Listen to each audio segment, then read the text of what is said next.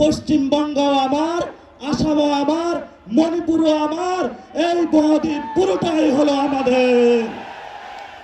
আজকে আমরা যখন এখানে কথা বলছি তখন সীমান্তের কাঁটাতারের ওইখানে আমাদের অসংখ্য ভাই বন্ধুরা নিজেদের নিরাপত্তা নিয়ে উদ্বিগ্ন হয়েছে যে কখন ভারত থেকে একটি খুনি সন্ত্রাসী গোষ্ঠী এসে তাদের বোন বাচ্চা প্রিয় সন্তানকে যে কোনো সময় খুন করে চলে যেতে পারে।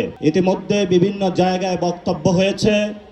আমাদের যিনি ভারতের কমিশনার থেকে শুরু করে বাংলাদেশের রাষ্ট্রদূত হিসাবে এসেছেন, উনি বলেছেন ভারতের 160 কোটির সাথে বাংলাদেশের 20 কোটি যোগ করে দিয়েছেন।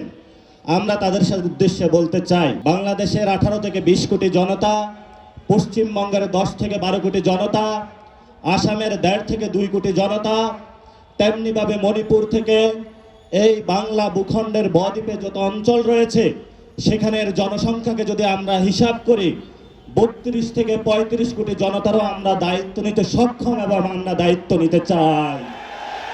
যদি তোমরা আমাদেরকে সেই আকাশ দেখাতে চাও যে অভিন্ন আকাশের স্বপ্ন, সেই অভিন্ন আকাশের স্বপ্ন ভঙ্গ তোমরা করেছো 1947 সালে। পাঞ্জাবের জগতে একটি বিশ্বস্ত নাম শাবাব এথনিক ওয়্যার। যখন আমরা একটি ভারত স্বপ্ন নিয়ে বেঁচেছিলাম যে আমরা ঐক্যবদ্ধভাবে ভারতে একই গঙ্গা, একই জলে বসবাস করে, একই পানিতে বসবাস করে নিবৃতে এখানে থাকবো, তোমরা সেইখানে মুসলিম কার্ড খেলে আমাদের উপরে নিপীড়নের নির্যাতনের স্ট্রিম রোলার চালিয়েছিল। আমরা বাধ্য হয়ে স্বাধীনতার আওয়াজ তুলে সে একই জায়গায় আজকে উপনীত হয়েছি।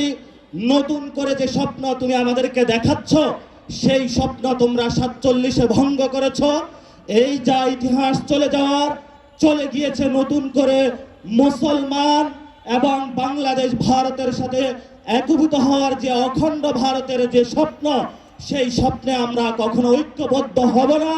এবং তোমরা যে স্বপ্ন দেখো তোমাদের সেই স্বপ্ন দিবা স্বপ্নেই থেকে যাবে, বাস্তবে কখনো হবে না।